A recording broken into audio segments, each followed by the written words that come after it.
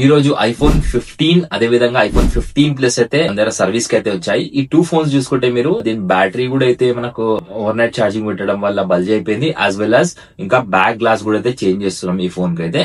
So దీని condition అయితే ఇలా ఉంది as of no.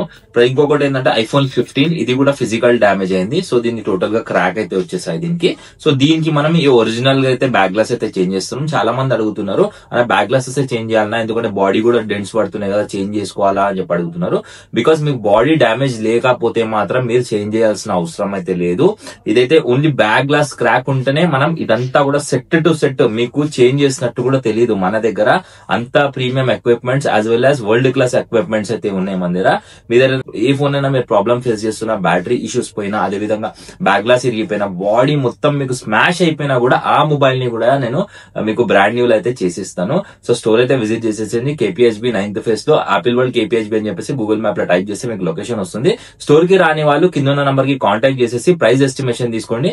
Me mobile కూడా అయితే మనకు పార్సల్ అయితే చేయొచ్చు. ఈ వీడియోని అయితే మీ ఫ్రెండ్స్, ఫ్యామిలీ మెంబర్స్ ఎవరైతే మొబైల్స్ డామేజ్ ఉన్నాయి వాళ్ళందరికీ అయితే వీడియోని అయితే షేర్ చేయండి. Thank you.